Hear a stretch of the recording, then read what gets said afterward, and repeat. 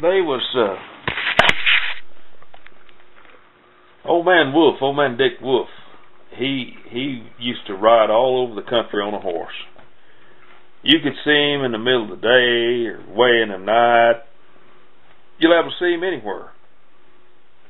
The story he tells is that he was riding from Christie back over to where he lived, close to 51 Highway, there by Rabbit Trap School, just west of Rabbit Trap School.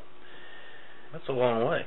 Yeah, from Christie, across there on a horseback. Yeah. So they said that he's coming around that mountain, and the first time I heard this story, my mom and a lady named Wolf was going over to pick some blackberries over, maybe it was cherries over at my Uncle Ruth's, but it's some kind of berries. They was going to make some jelly. And I went with them, and we was walking around the edge of this old mountain, and it's just a logging road for a wagon. It wasn't no truck road. It was just a wagon road, horse-drawn wagon road. Mm-hmm. And we was going about halfway around that mountain, and she said, "Lucy, you remember when old man Dick told a story about coming around this mountain and something jumped on his horse, jumped on behind him?" And old man Dick told this to this wolf lady, which was kin some way to the Wolf family. Old man Dick and her was related some way. But this was Wally Wolf's wife, and her name was Allie Wolf. She asked my mom if she remembered or heard about old man Dick telling the story. And my mom said, "Yeah, I heard him talk about it." She said, "Well, this mountain road right around here is where he took on a rider." He said he was riding around and something jumped on the back of his horse. Said his horse never broke a stride. Said he was a gaited horse going around that mountain, and said something jumped on behind him, and said it put its arms around him, around his waist, and said it was squeezing him real tight.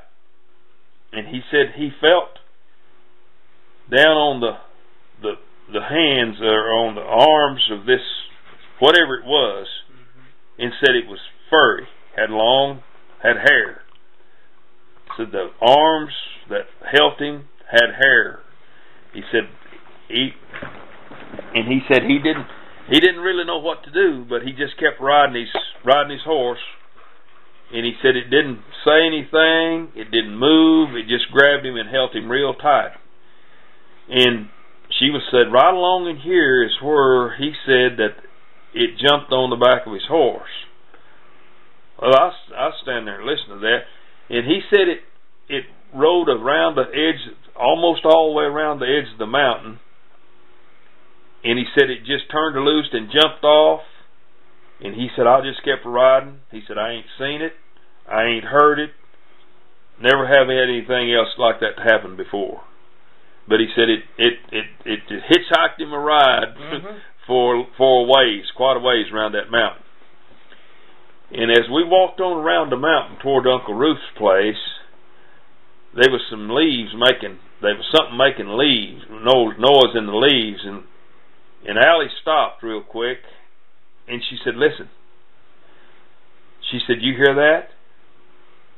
Of course, I heard something in the leaves, but I didn't have any idea what it was, and I really what I thought it was. I was with them. Really and I was about 7 or 8 years old at the time. But actually, and I could hear something in the leaves, making noise in the leaves. But actually, what I really thought it was little grasshoppers jumping and hitting the leaves, And we was walking around, boy, she stopped all at once, and she said, "Hear that? Hear that noise in the leaves?" We all stopped and listened, and you could hear noise, on both sides of the road, but actually I didn't see nothing. I heard the noise in the leaves, but I thought that ain't nothing. That's little grasshoppers. I don't know what.